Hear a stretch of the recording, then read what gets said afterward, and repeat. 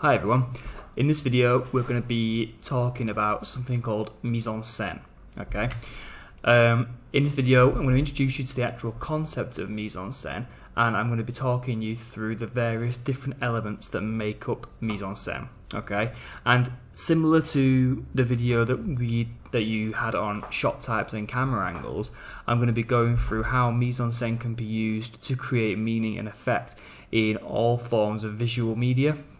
But obviously with this video we're probably going to be more of a focus on film, but the thing to remember is mise-en-scène can be used for anything that is visual. So it could be not just film, it could be posters, it could be TV shows, music videos, anything that's got some sort of visual element to it, even things like video games, okay?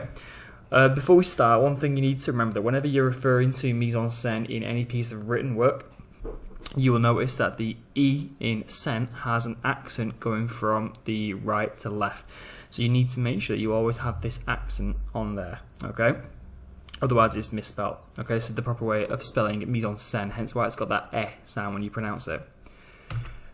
Okay, again, the reason why we're doing this is because you need to understand how mise-en-scène, or the different elements of mise-en-scène, can be used to create effect and meaning.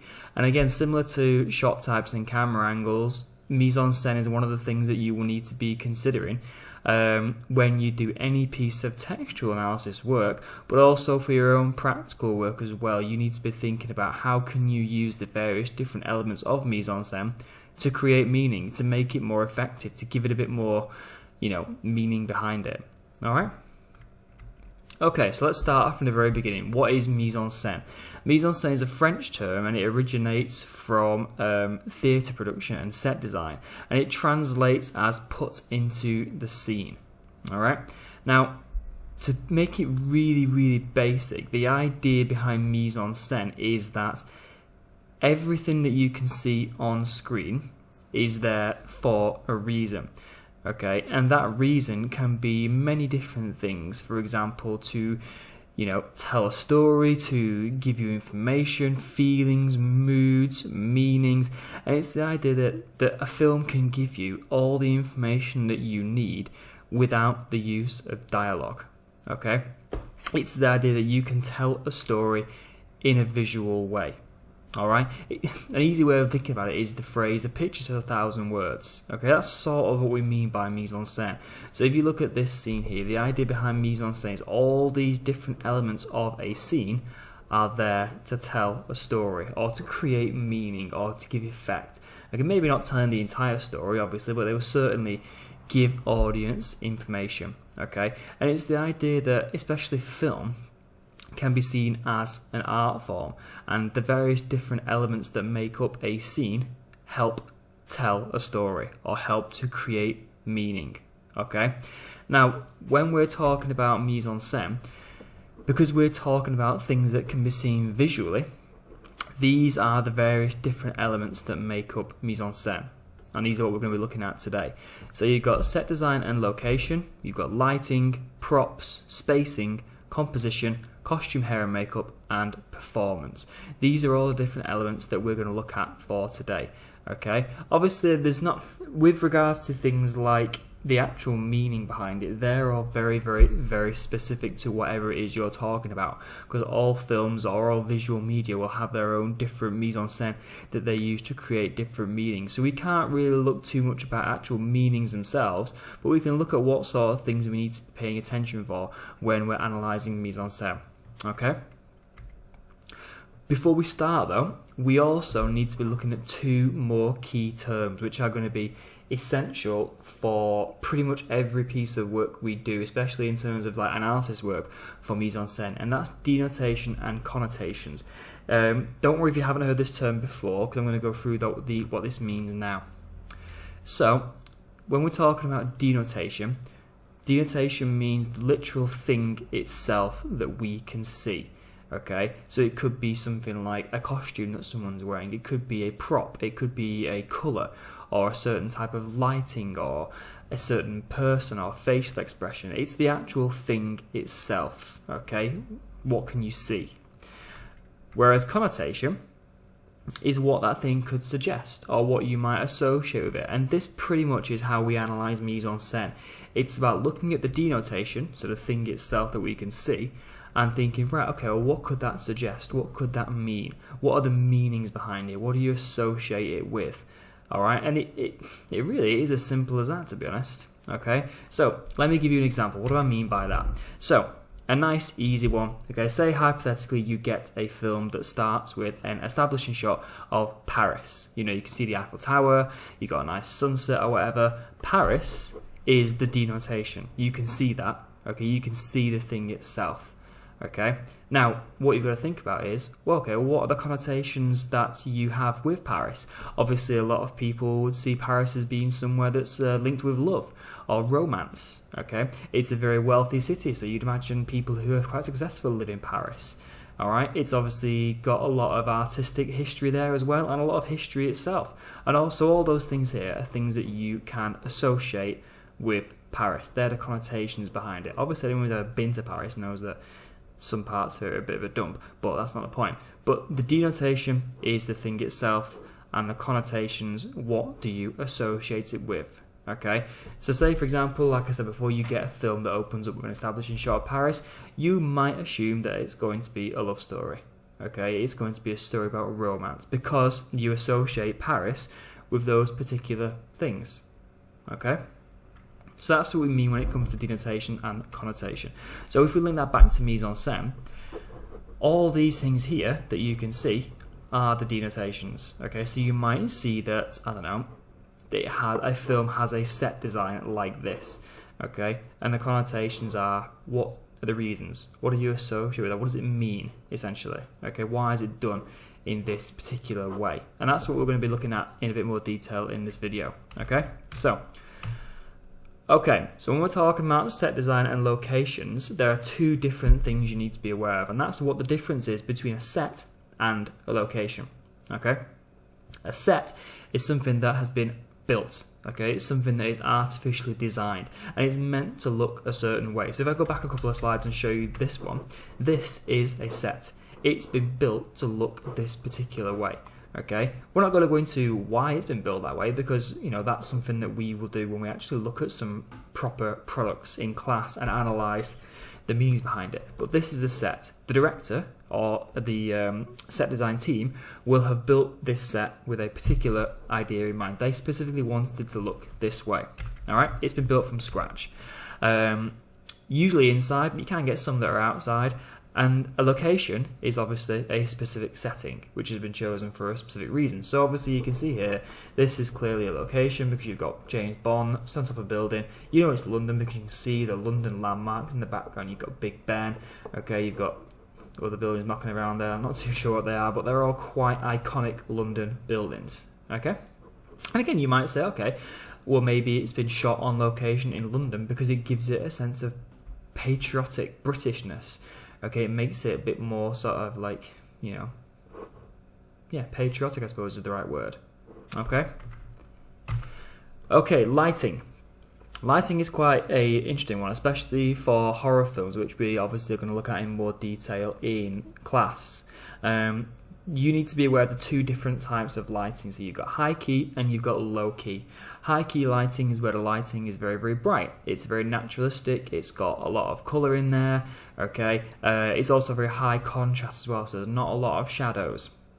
Whereas low key, as you probably guessed, is the exact opposite. Okay, very dark colours, very shadowy colours, very low contrast. So you can see these two images here. Very naturalistic lighting there, very bright, very warm, very colourful. Okay, very naturalistic. Whereas this one here, very dark, very shadowy. Okay, shadows are also very important when it comes to mise-en-scène, and that does come under lighting. The positioning of shadows is very, very important. For example, you might get a character that has their face half in shadow, half in light, which again could suggest things like, you know, dual personalities or split motivations, things like that. Okay, props is a nice easy one. Okay, props, obviously, I'm sure you are all aware prop is an object, okay, that is used by the actors in a film. But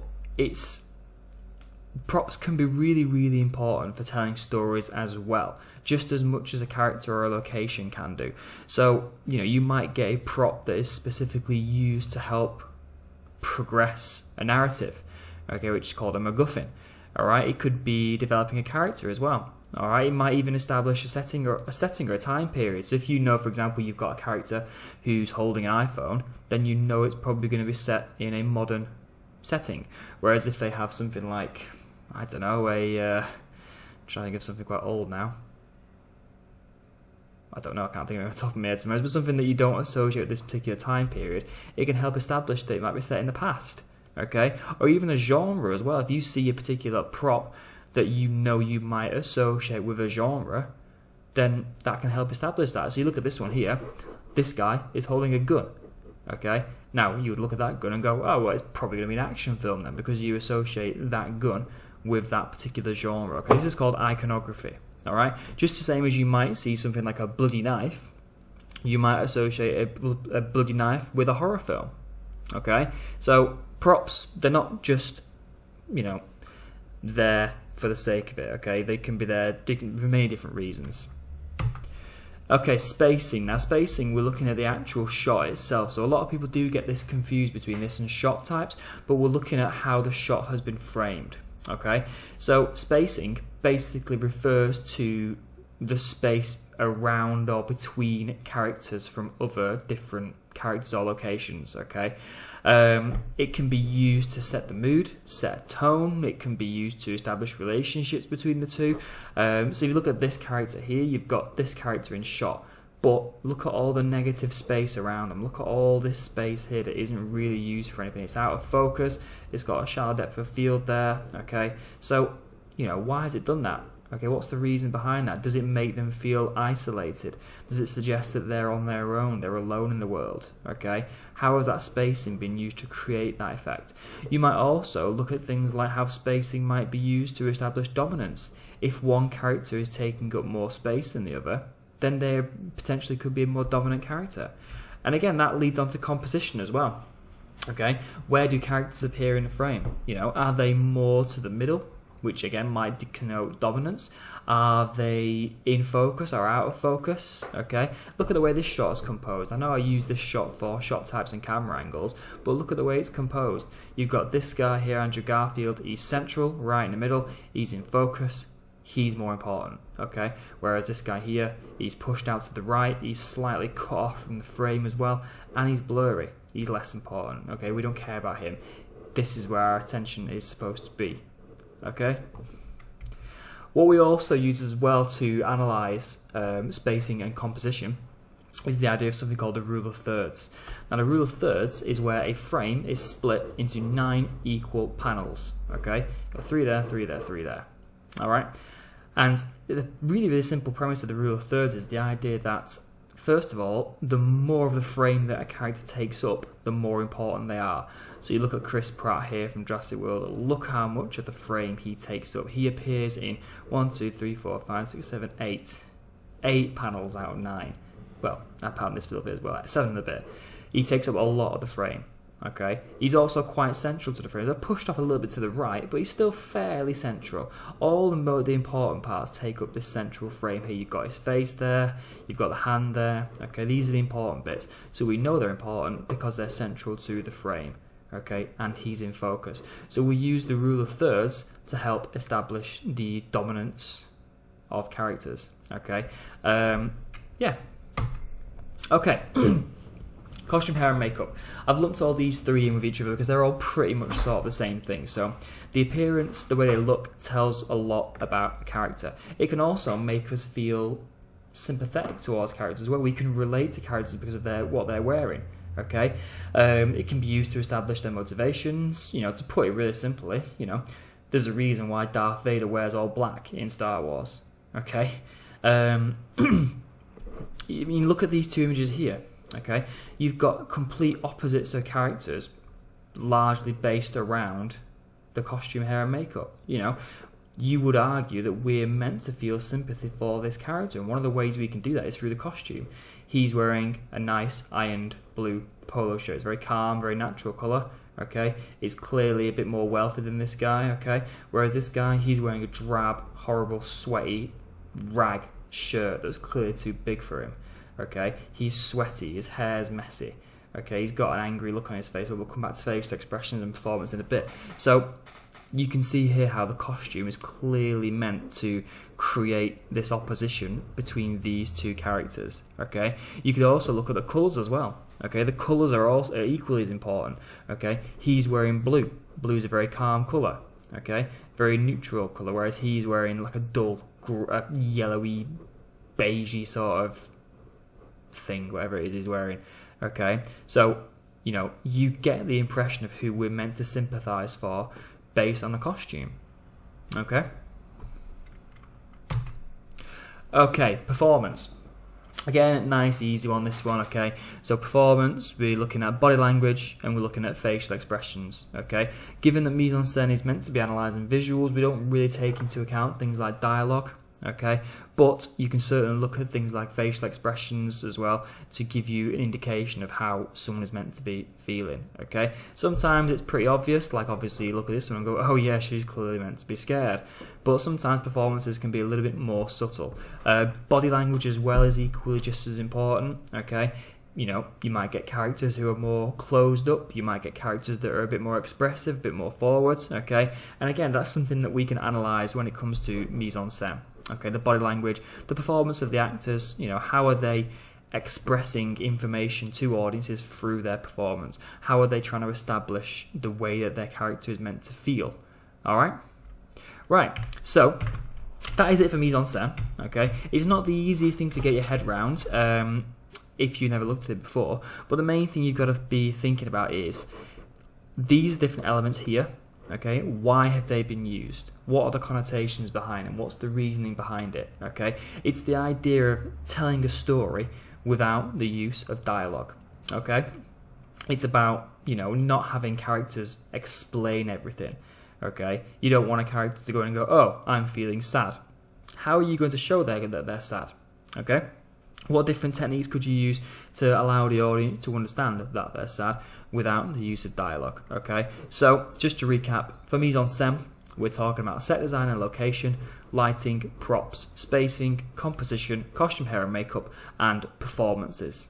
Okay, and we're looking at the denotations and the connotations. Denotation is the thing itself that you can see on screen, the actual literal object. Okay, and the connotations, what does it mean? What does it suggest? Okay, why is it there? All right, mise-en-scène is a really, really important concept that we need to understand. It's going to be in pretty much every piece of written work, but also any practical work that you do as well. Okay, you need to be thinking about how can I use mise-en-scène to create meaning, to create effect. All right, to give my audience important information without specifically telling them this stuff. Okay, anything you don't understand, send me an email. Okay, but other than that, that is pretty much it.